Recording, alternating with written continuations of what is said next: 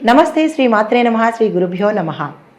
క్రోధినామ సంవత్సరం మార్గశిర మాసం డిసెంబరు నెల మేషాది ద్వాదశ రాశుల వారికి ఎలా ఉండబోతోంది అనే అంశంలో తదుపరి వృషభ రాశి వారికి ఎలా ఉంది అంటే, గురువు యొక్క ఫలితము ఈ గురు ఫలితం వలన శుభకార్యములు చేస్తారు. ప్రభుత్వం వల్ల కొన్ని ఇబ్బందికరమైన పనులు జరుగుతాయి. కొన్ని చిక్కుల్లో పడే అవకాశం కనబడుతోంది. బుద్ధి చాంచల్యత, ఆపదలు కలిగే సూచన కనబడుతోంది. కాబట్టి చాలా జాగ్రత్తగా ఉండండి. శని యొక్క ఫలితం వలన శని సంచారము 10వ స్థానంలో ఉండడం వల్ల పాపకార్యాలు చేయాలి అనే ఆసక్తి, తలంపు వస్తుంది. చాలా జాగ్రత్త. సమస్త విషయములందు వ్యతిరేకమైన ఫలితాలు కనబడతాయి. చాకచక్యంగా వ్యవహరించాలి. అయితే రాహు యొక్క ఫలితము 11వ స్థానంలో రాహు సంచారం వలన వస్తు లాభాలు, నూతన వస్తు వస్త్ర గృహ యోగములు, మంచి లాభాలు కలిగే సూచనలు కనబడుతున్నాయి. కేతు యొక్క ఫలితము కేతు 5వ స్థానంలో సంచరించడం వలన సంతానంతో చిన్ని విరోధాలు, రాత్రివేళ అతిక్రమించిన భోజనము చేయవలసి రావాల్సి వస్తుంది. ప్రభుత్వం చేత సన్మానాలు, సత్కారాలు పొందే అవకాశం కనబడుతోంది. అయితే ఇప్పుడు మొత్తంగా ఈ రాశి వారికి ఈ మాసంలో 3వ ఇంట కుజుడు, 7వ ఇంట రవి బుధులు, అష్టమంలో శుక్రుడు యొక్క సంచారం వల్ల కళత్రము, సంతానమునకు అనారోగ్యంగా సూచన కనపడుతోంది. జాగ్రత్త వహించండి. ధన నష్టము, రాజదర్శనం కూడా కలిగే అవకాశం కనపడుతోంది. అయితే ఈ రాశి వారికి ఈ మాసంలో అన్ని విధాల కష్టంగానే అనిపించే మాసం అన్నమాట. అయితే ఆదాయానికి మించిన ఖర్చులు కనబడతాయి. చాలా జాగ్రత్తగా ఉండండి. ఏ పని తలపెట్టినా ముందుకు సాగకపోవడము, అడ్డంకులు రావడము, వృత్తి ఉద్యోగాల్లో ఉన్న వారికి అధికార వర్గంతో అనేక చిరాకులు, స్థల మార్పులు, ఇష్టం లేని ప్రదేశాలకు ట్రాన్స్ఫర్లు జరిగే సూచన కనపడుతోంది. భార్యాభర్తల మధ్య అన్యోన్యత లోపిస్తుంది.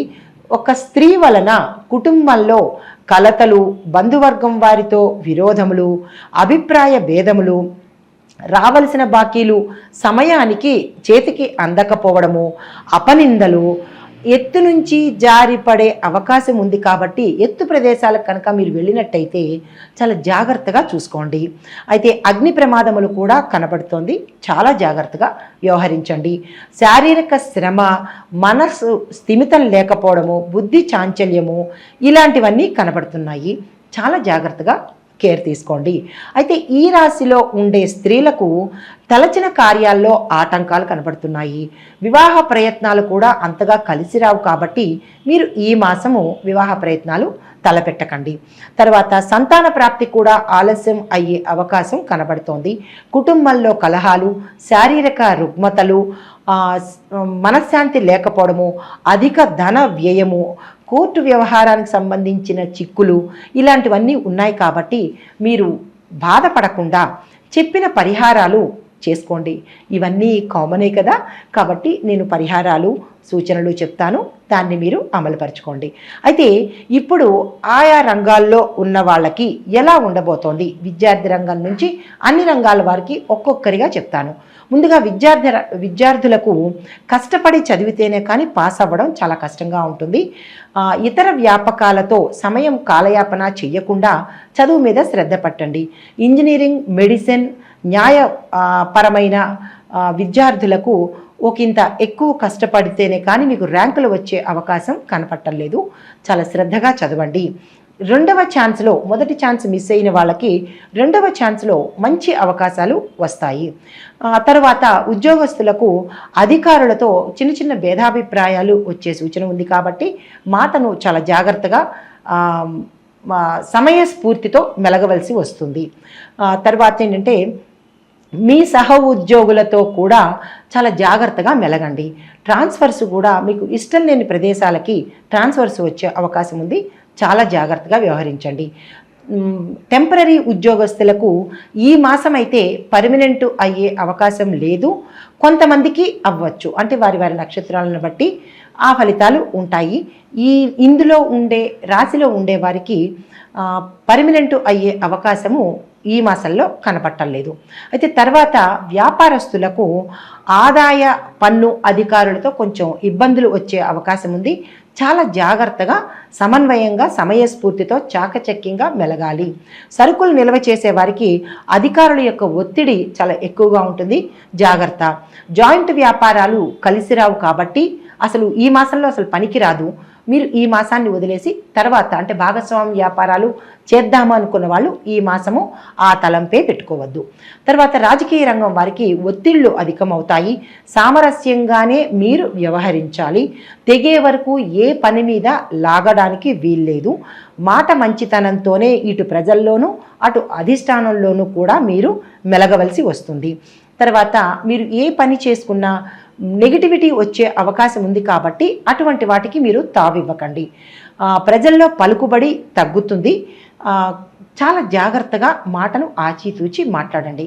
తదుపరి క్రీడాకారులకు, సినీ టీవీ కళా రంగం వారికి, గాయని గాయకులకు ప్రతిభకు తగిన గుర్తింపు ఈ మాసంలో మీకు కనపడదు.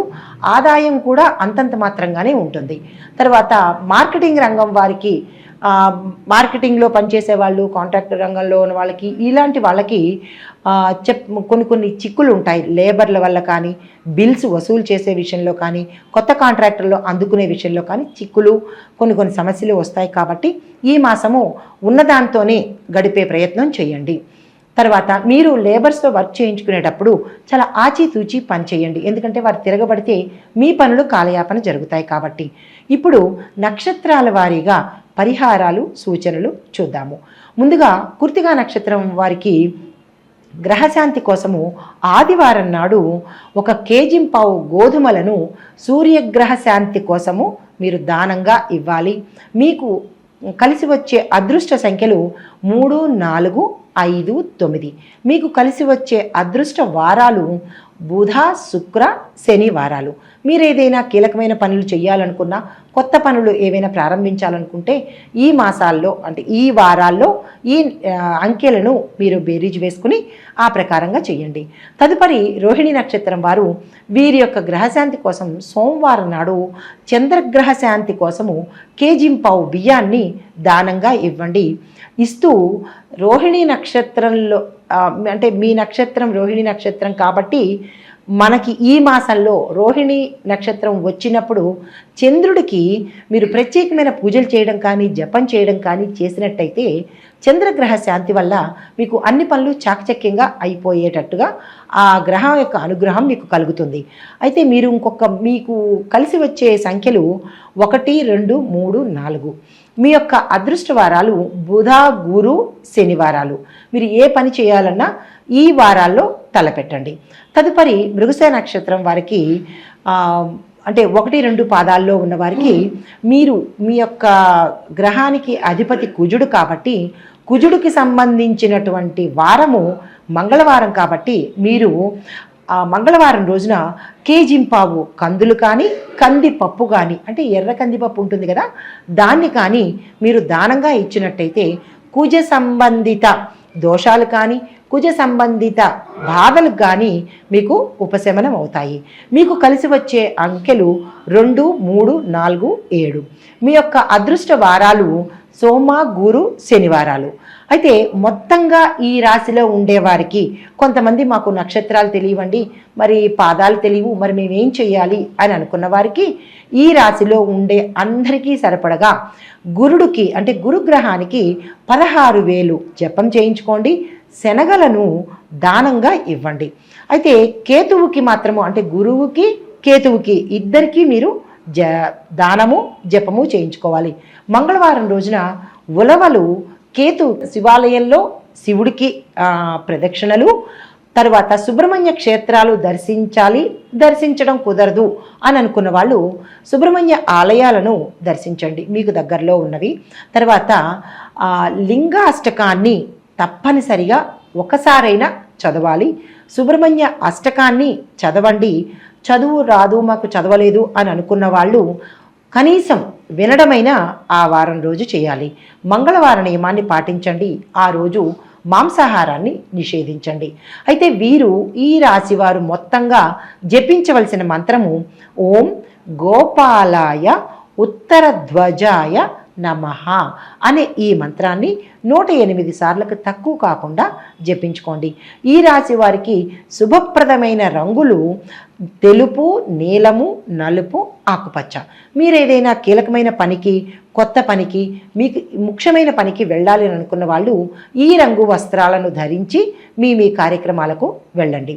అయితే ఈ రాశిలో ఉండే మొత్తంగా అందరికీ కలిసి వచ్చే అదృష్ట సంఖ్య 6. ఇది ఈ రాశిలో ఉండే అందరికీ సరిపోతుంది. ఈ పరిహారాలను పాటించుకుంటూ మీ యొక్క దైవారాధన చేసుకుంటూ ఈ గ్రహాల యొక్క అనుగ్రహాన్ని ఈ మాసం మొత్తం మీరు పొందాలని ఆశిస్తున్నాను.